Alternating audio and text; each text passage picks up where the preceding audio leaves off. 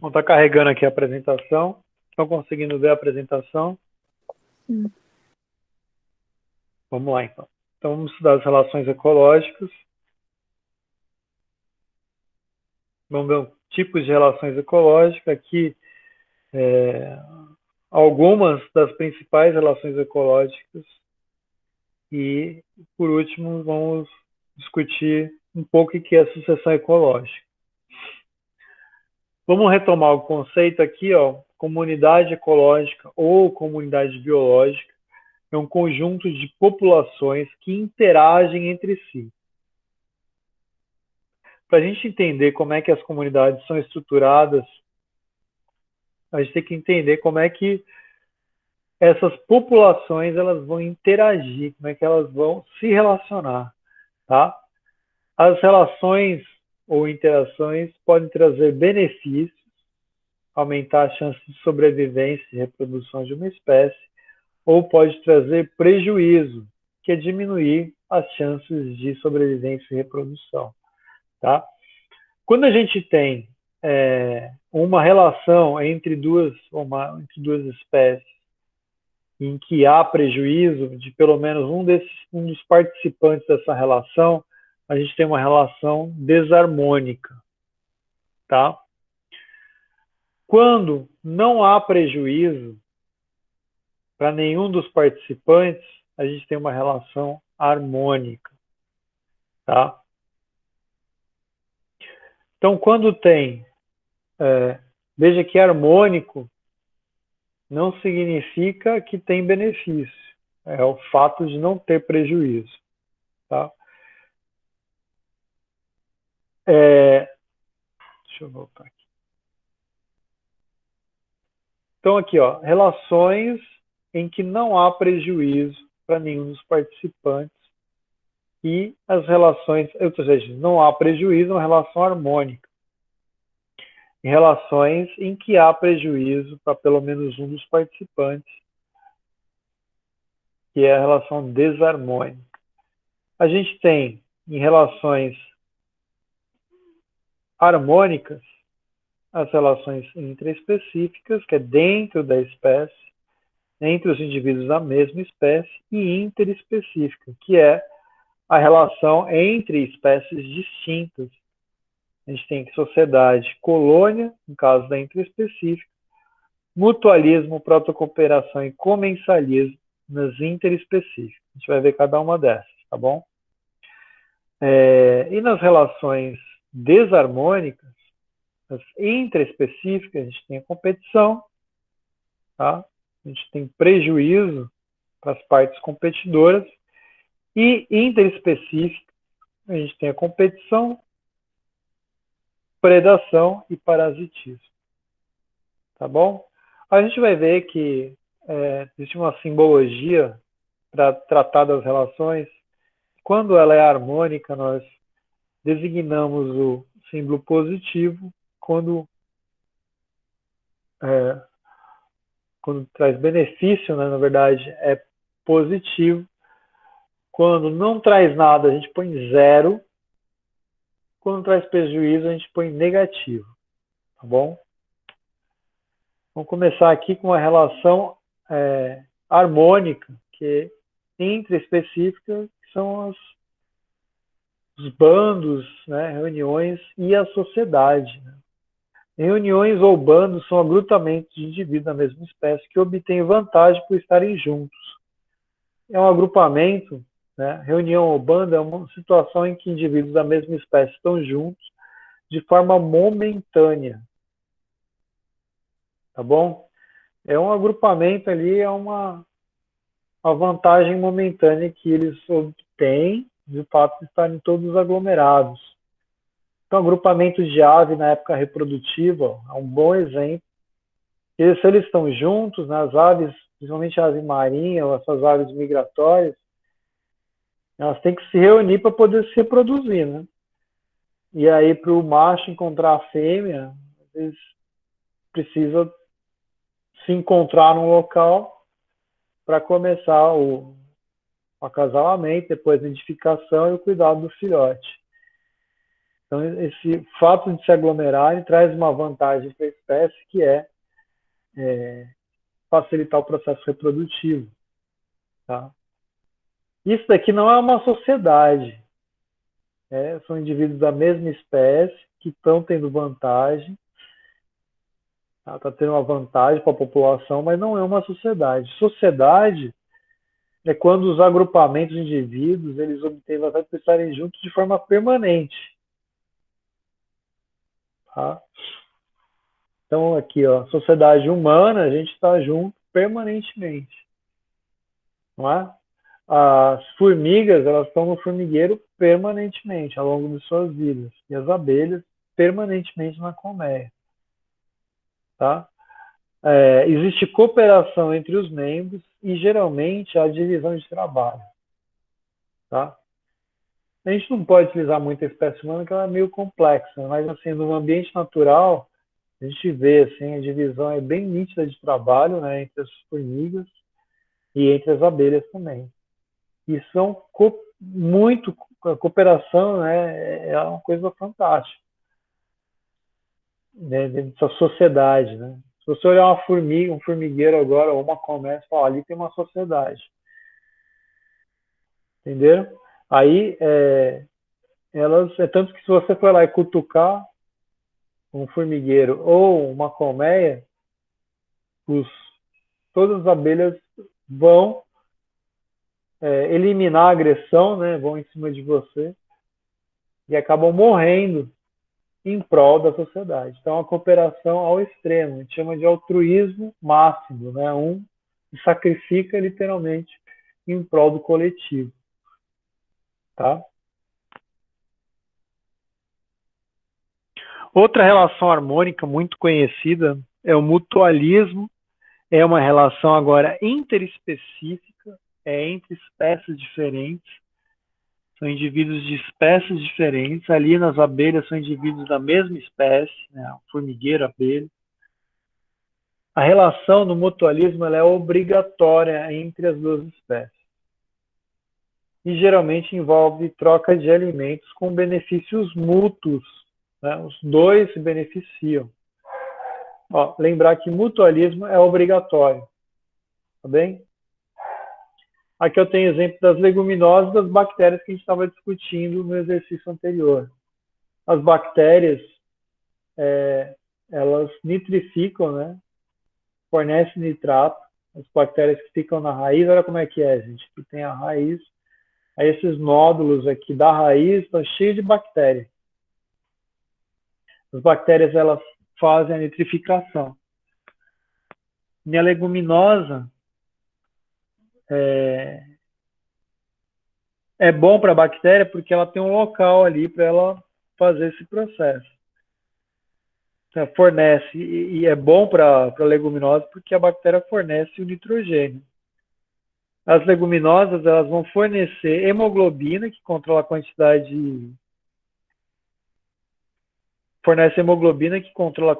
de oxigênio, mantendo o funcionamento da nitrogenase.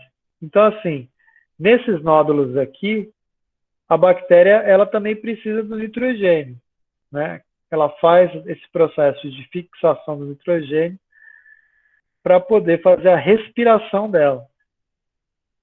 O que a leguminosa traz de vantagem, traz para a bactéria ficar lá? Ela mantém bastante oxigenado aqui. Então tem um suprimento de oxigênio constante. E assim a bactéria consegue fazer a sua respiração. Ela se beneficia disso. E a leguminosa se beneficia porque a bactéria traz nitrogênio para ela. Entenderam? Então, se tiver um solo, nenhum nitrogênio no solo, você plantar uma leguminosa, ela vai sobreviver. Porque ela vai ter bactéria ali que vai fornecer esse nitrogênio para ela. Tá? Então, uma depende da outra. Se uma não estiver ali, nessa dupla, não rola. Entenderam? Aqui, ó.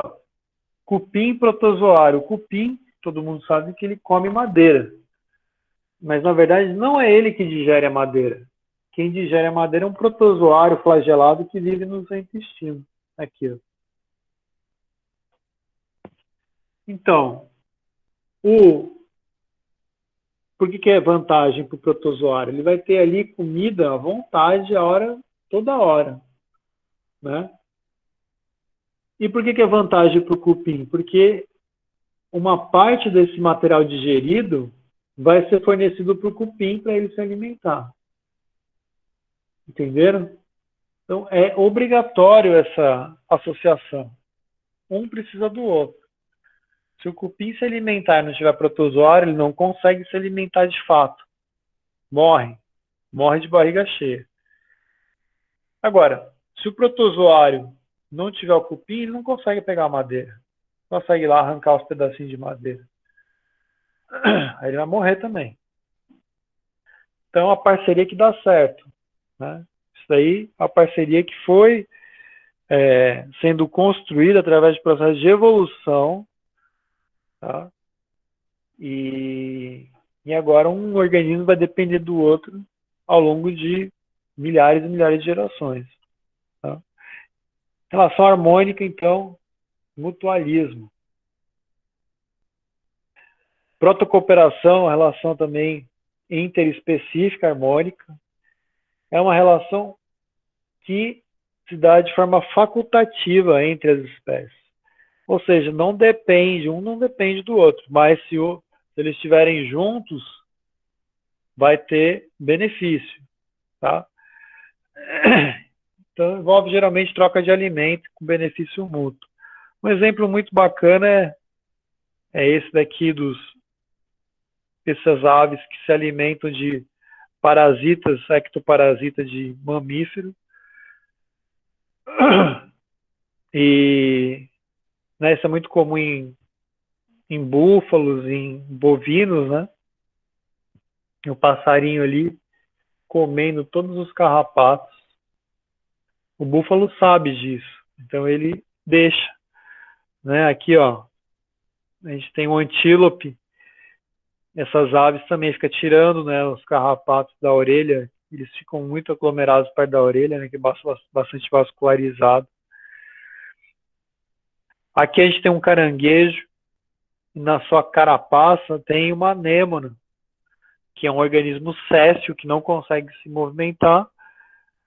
Mas agora, por ela ter se instalado ali na, na carapaça, agora ela fica pegando carona e se alimentando dos restos alimentares, né, do caranguejo. Então, todos os restos vai cair aqui e ela acaba comendo. E para ela tá ótimo, né? Ela ficava paradona, agora está conseguindo se movimentar e ainda come a sobra dos alimentos do caranguejo. Para o caranguejo, por que é vantajoso?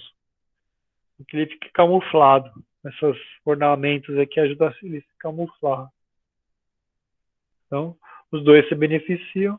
Aqui, né, os dois se beneficiam, né, no caso dessa interação. E também tem o caso daqueles jacarés que abrem a boca, né, e o passarinho fica ali, comendo as ectoparasitas também, que ficam grudados ali na boca.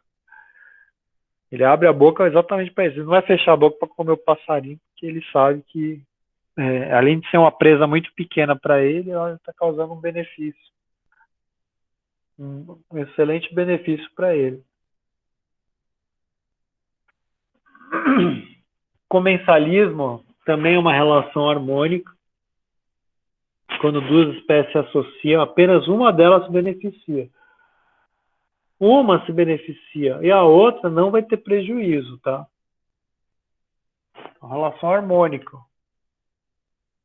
Não tem prejuízo, é harmônico. Tem prejuízo, é desarmônico. Aqui uma se beneficia, a outra é zero. Então, uma é positiva, a outra é zero. No caso aqui, a gente tem as rêmoras, que são peixes que eles têm uma modificação na ladeira dorsal para grudar no tubarão. Ela gruda, literalmente gruda no tubarão, pega carona. O tubarão não liga para esses peixes, que são presas muito pequenas para ele.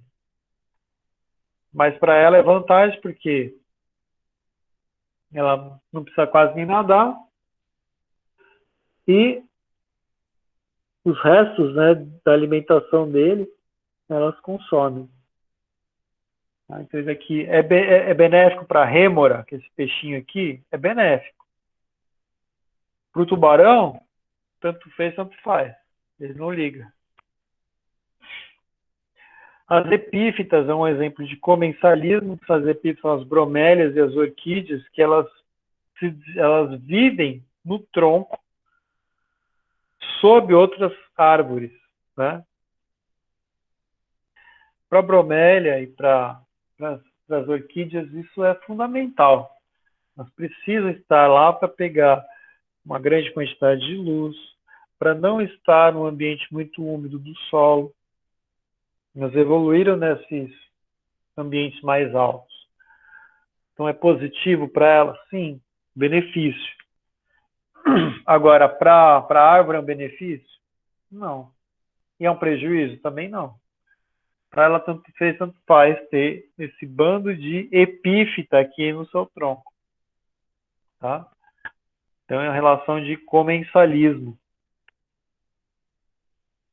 Vamos falar agora das relações desarmônicas. Competição. A competição é uma relação que pode ser intraespecífica, ou seja, indivíduos da mesma espécie podem competir por recursos, e é uma relação, pode ser uma relação interespecífica. Indivíduos de diferentes espécies competem pelo mesmo recurso. Competição, então, é a competição por nutriente e energia. Entre os vegetais, a competição se dá principalmente por água, luz e sais minerais. E entre os animais, ela é mais variada. Né? A luta pelo alimento, espaço vital, parceiros. Né? Gente, sempre que há competição, ambas as partes saem no prejuízo. Então vamos supor aqui, ó, esse esquilinho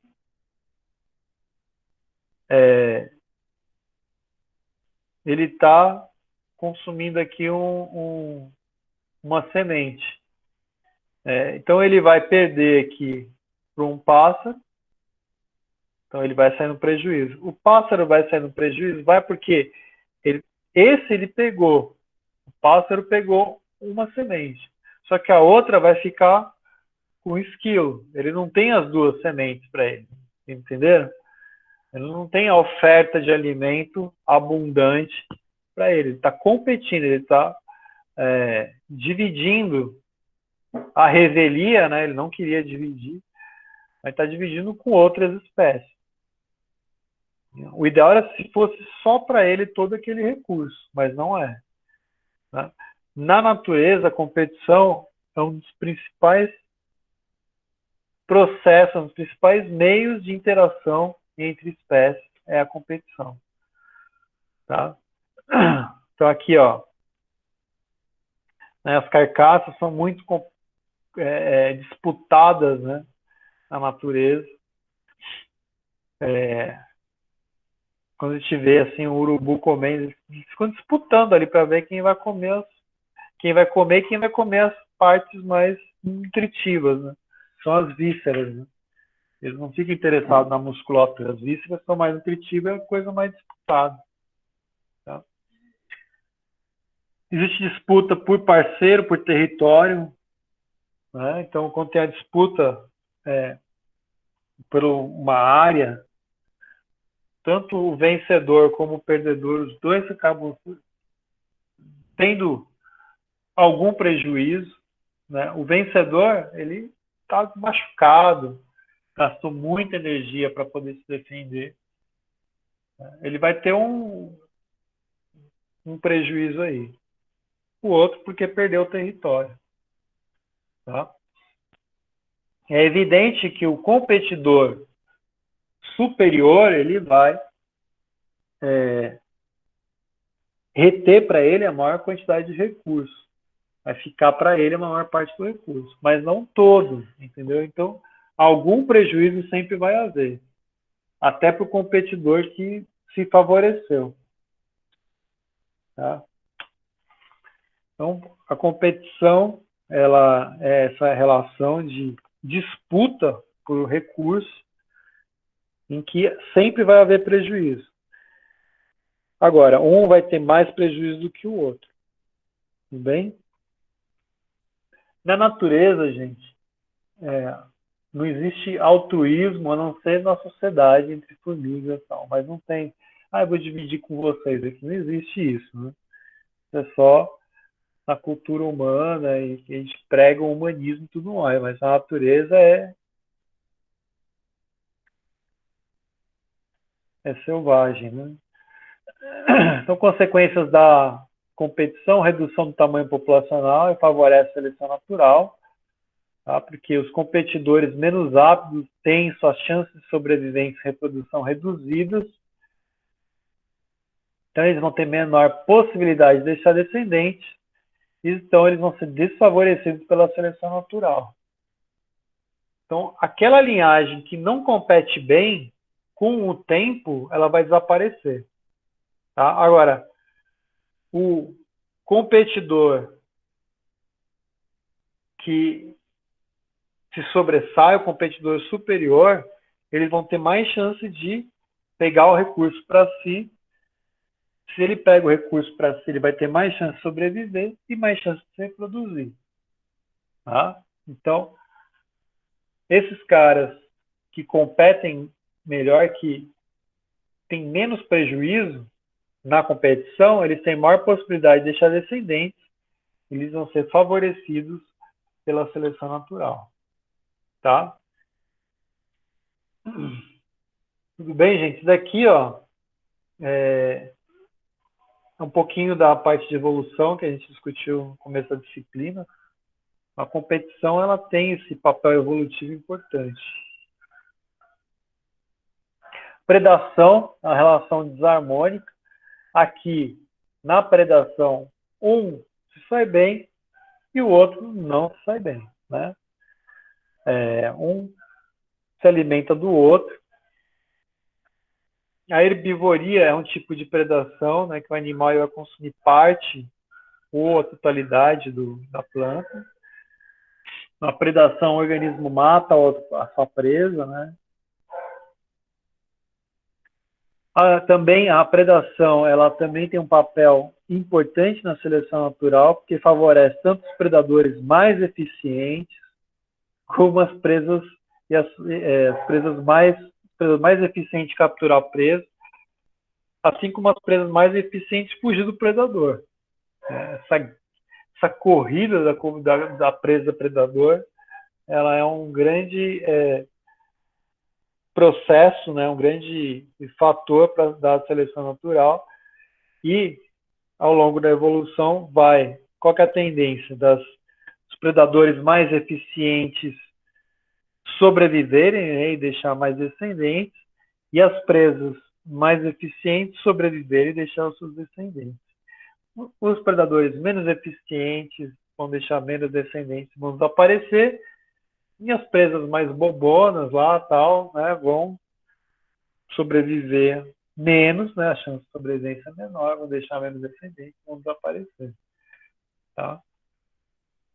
Então, a seleção natural favorece aqueles que conseguem ter maior sucesso, tanto na captura como na fuga. Tá bom? Para a herbivoria, a mesma coisa. Né? O herbívoro, a planta, né, quando a gente consome plantas vegetais, verduras que têm sabor um pouco mais forte, por exemplo, a couve, almeirão, né, mostarda, esse sabor forte nada mais é do que uma substância para espantar, para afugentar os herbívoros. Bem? Então, esse forte da folha é para isso. Mas a gente sabe que a gente come. Se a gente come, não serviu para a gente. Não só para a gente, mas como para outros herbívoros. Assim como serviu para outros herbívoros em algum momento. Tá? Então, as plantas produzem substâncias para tentar repelir a ação dos herbívoros. Aquelas que têm mais sucesso nesse processo de produção de substâncias para tóxicas, né, desagradáveis, para repelir a herbivoria, essas são a seleção natural favorece essas linhagens. Assim como aqueles herbívoros que consomem de tudo, né, independente do sabor. A seleção natural favorece esses caras também. Por último, parasitismo é uma relação desarmônica. Tá? A COVID é uma relação ecológica, é uma relação ecológica. A gente tem o hospedeiro, né? Relação de um organismo se hospeda, né? Esse organismo vai se hospedar em outro, se hospedar no hospedeiro, né? É uma relação de parasitismo, e esse hospedeiro, esse parasita vai retirar recursos do hospedeiro, tá? O parasita não provoca a morte de imediato no hospedeiro, tá bom, gente? Então, falando aí do nosso problema mundial com a Covid, a gente tem aqui o parasita, que é o coronavírus, SARS-CoV-2 e Homo sapiens. Ele retira recursos do ser humano? Sim. Ele utiliza as células humanas para poder se multiplicar, tá? O parasita não provoca a morte imediata do hospedeiro. Aliás, o parasita, se a gente pensar que se ele tivesse consciência, ele não quer que o hospedeiro morra, né? A gente trazer a consciência para a situação, ele não quer. Não, tem que ficar vivo para eu poder usar o seu corpo para eu poder multiplicar. Então, a tendência das doenças é, ao longo da evolução, elas serem menos letais, tá? Toda doença, ao longo da evolução, a sua evolução, vai se tornando cada vez menos letal. E isso a gente já está vendo na evolução da Covid-19, né? Que está tendo uma seleção para as formas que transmitem mais fácil, né? Essa segunda onda, ela está predominando, o que está predominando é uma variante do vírus que transmite mais fácil, mas ele não é, aparentemente, não tem tantas informações, mas aparentemente não é tão letal. Tá? Embora ela pareça que é mais letal em jovens, não é? Então, assim, se a gente olhar doenças, né, parasitas que ficam muito tempo no hospedeiro, esses são a relação de parasitismo mais antiga em termos evolutivos, porque ele permanece lá, está de boa lá no seu hospedeiro, se reproduzindo e tal.